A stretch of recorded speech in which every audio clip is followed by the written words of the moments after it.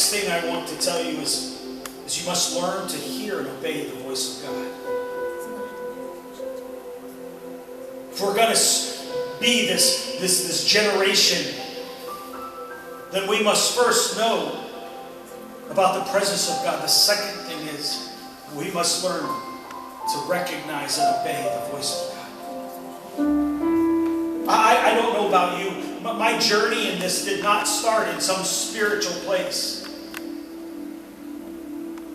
Yes, I responded to the voice of God and gave my life to Him. Yes, I responded to the voice of God and received the baptism of the Holy Spirit.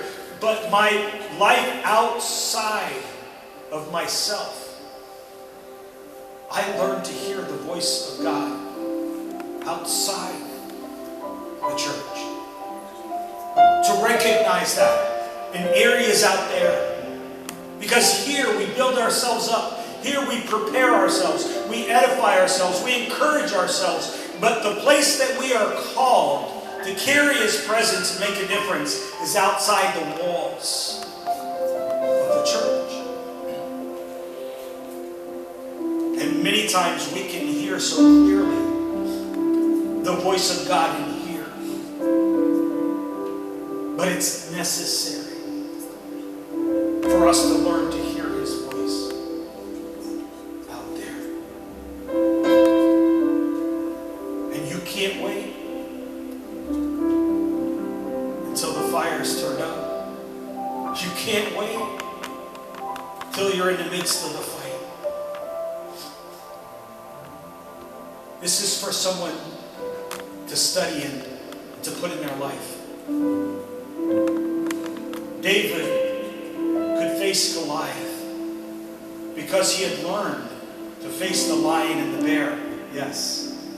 But the only reason he could face the lion and the bear was because he had learned to hear the voice of God.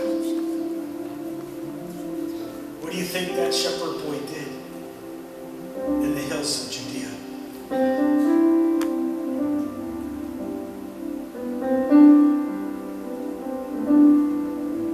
His very life with God altered the covenant. Do you understand that? The people were under the Mosaic covenant, but because of David, there was a new covenant introduced.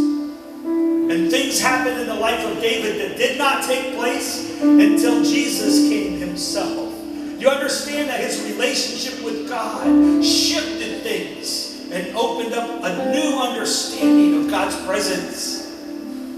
Because that little boy on the hills of Judea learned to be in the presence of his God and how to hear His voice. For me, you might laugh at this, but I would go to the toilet and I would be washing my hands and I'd hear a voice inside me to say, look around. And I would see things all over the floor. And I'd hear the voice of God, pick it up, clean it up. I'd think, okay, I don't know who that is, but I don't want to do that. And I would start to walk out the door and I would feel like something was wrong. Come on, somebody witness with me. I would start to walk out the door and I'd feel like, what did I just do? I mean, there's something wrong. It's almost like I have to go back in there. And I'd go back in there and I'd pick up those towels and all of a sudden, oh, I would feel so much better. Come on, anyone witness with me here? I would see somebody and God would say, go talk to them. And I'd be like, I don't know them. And I'd go talk to them and it wouldn't be anything spectacular. But for a while I would walk away and I'd feel like I just missed something. Like something was wrong. I wasn't being true to my heart. I'd go back and talk to them and I'd feel like, oh, something's happening. There's been times in my car, I would hear the voice of God, go back to that place. And I'd be like, okay. I'd go back to that place and you know what? Nothing would happen. But Holy Spirit would say to me, I wanted to see if you would listen. You see, you must learn to hear the voice of God. Because if you don't hear the voice of God, you will never take mud, spit on it, and put it in somebody's eyes. See, we want to do the works of God. But without His presence and learning obedience, the voice of God, we are not capable. It's not because He doesn't want to work through us, but we have to learn to recognize what He is saying. Because when we know what we know, because of who we know, we will be willing to step out and do what's never been done. That's why I said to you, you're not just normal people. People that listen to God step out of a boat and walk on water. People that listen to the voice of God, break bread and fish and feed over 5,000 people. Do you understand that when that bread and fish was multiplied, it wasn't multiplied in the hands of Jesus. That was multiplied in the hands of the disciples. He broke it, blessed it, put it in the baskets. They're the ones that passed it out to the people. We must learn to recognize the voice of God. Learn to listen. There's no failure in trying. When we were children, we learned how to speak by making many mistakes. But what's amazing is that when we step out by faith, our hearing becomes clearer and clearer and clearer. The last thing is we must learn to live in the love of God.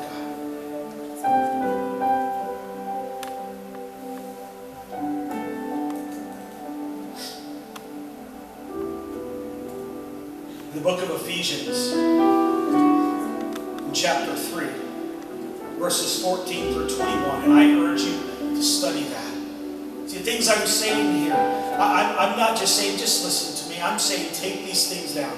You meditate on them. You listen to what God is saying. And Paul is praying for the church there in Ephesus. And he prays that they will be strengthened in their inner man. In other words, he wants them to live in the power of God. And he says that he wants Christ to dwell in their hearts through faith. And that they will be rooted and grounded and established in the love of God. He says, I want you to know the love of God that surpasses all your knowledge and understanding. And then he says something that's very powerful. He said to know the love of Christ in verse 19, which passes knowledge. Why is that important? That you may be filled with the fullness of God. You must have a revelation of God's love. You must have a revelation of God's love for you. The world is waiting to receive that revelation. I have asked Holy Spirit so many times. I'm not there yet, I will tell you. But I've asked him. I don't understand, because when Jesus prayed for the sick, what does it say? Everyone was healed. I don't know about you, but I don't want to stop for less than that. And I prayed and I said, I don't understand, because everywhere he went, when everyone came, everyone was healed. And he has begun to teach me even greater depths of his love. There's a part that maybe you've seen it in the Gospels. It's in many, many spots.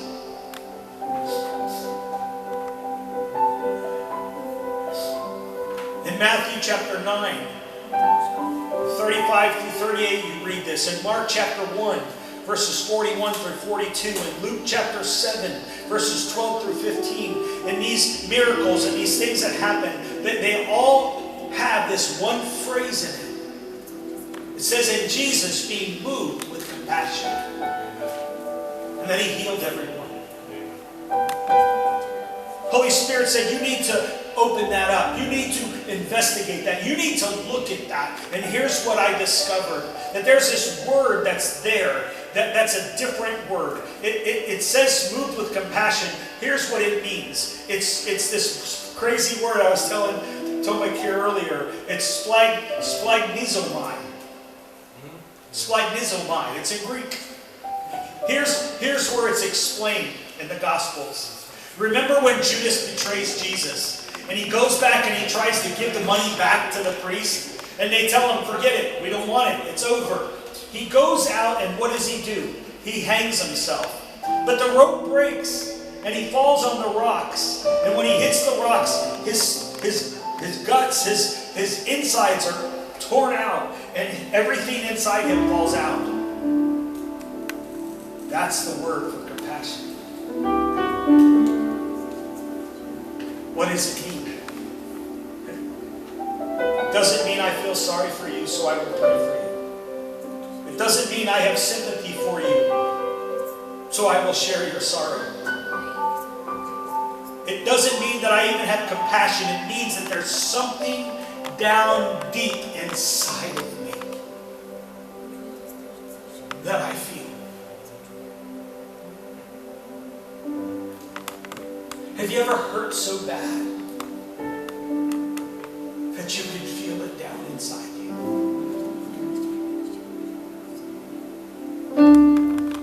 Have you ever travailed over something that moved you so greatly that it impacted everything inside of you? That's what that word means. It means the love of God was so strong in him that it compelled him and overwhelmed him and came out of him to the people. I'm going to tell you something funny, and I know we're being serious, but I'm going to tell you something funny that will help you understand this. How many of you ever had an upset stomach that was really bad? And you know that if you don't get somewhere, it's not going to be good. You need a toilet and you need it right now. And everything in you is moving and shifting and controlling everything about you. And you're like, I've got to get there. I've got to get there. This is going to happen.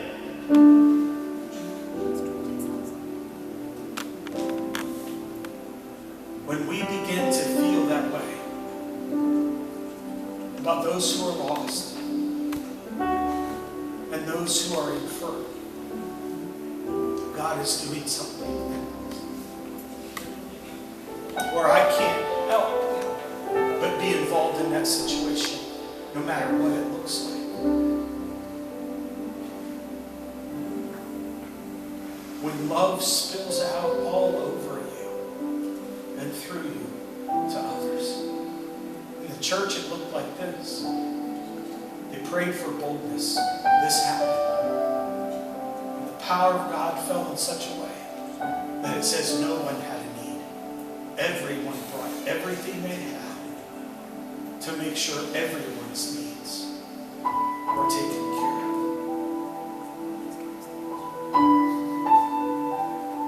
That's what God wants to do in and through us. That's what it means by becoming one.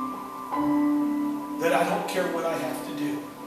That when I see someone else in need, I will do anything that God tells me to do. I will give up everything that God tells me to give. And I will see that need be met. That's where God's calling us. That's where God's leading us.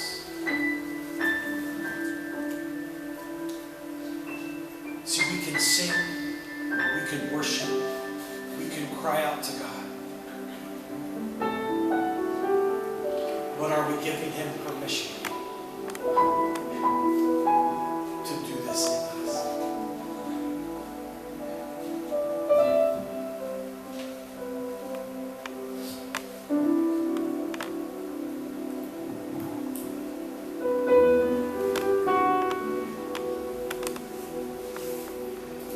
presence of God is here.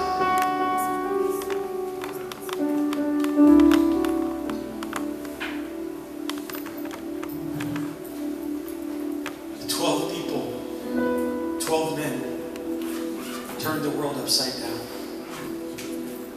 Do you know what can happen to us in this place when we're willing to go there with God? To cultivate His presence, to obey His word, and to be consumed with His love.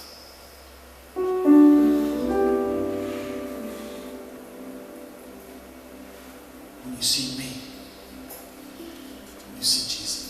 When I see you, I see Jesus. When I look into your eyes, I see Him. When I hear you, I hear Him. When you touch me, I feel Him. When you come near me, I sense His presence.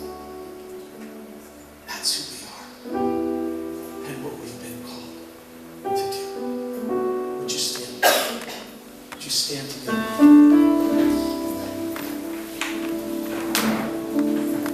I don't know who you are and where you came from and what your story is.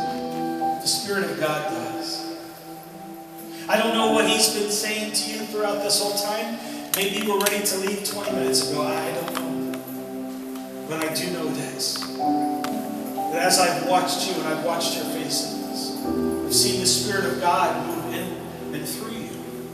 I've seen Him speaking to you and calling you. This is not between me and you. It's Him calling you.